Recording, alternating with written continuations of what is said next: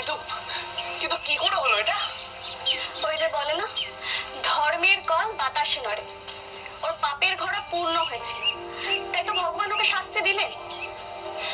মূর্খ মূর্খ শয়তানটা, অন্তত যেন 5 বছরের জেল, ওর মুখ যেন কোনোদিনও দেখতে না হয়। ওর বেরোনোর আগে কিন্তু আমাদের বিয়েটা সেরে ফেলতে হবে। 21 হলেই আমি বিয়ের ফর্মটা করে নিয়ে আসবো। একবার শুধু আমাদের বিয়েটা হয়ে যাক, তারপর দেখবো তোকে আমার কাছ থেকে কি আলাদা করতে পারে। ওই লোকটা, কে ওই লোকটা কে কোথায় কোথায় যাচ্ছিস তুই? কথা বলতে? না একদম না, তুই কোথাও যাবি না, কোনো ঝামেলায় যাবি না তুই। অনেক কষ্টে একটা ঝামেলা থেকে আমরা বেরিয়েছি। আর না, ওরা ওদের মতো আছে থাক, আমরা আমাদের মতো থাকি না। তুই চল চল। দাঁড়া না, ঝামেলা করবো না, আসছি।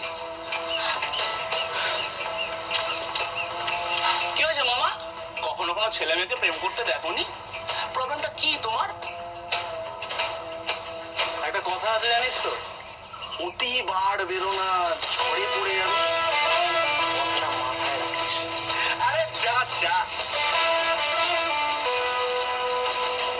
যা।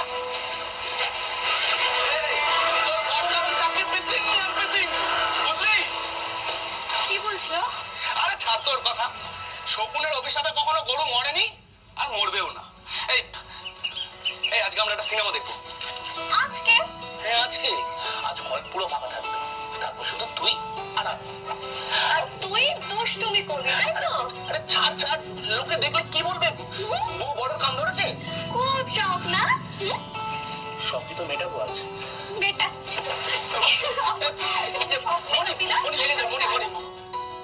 জিষ্ণু আর পামেলার ভালোবাসার আকাশে যে দুর্যোগের মেঘ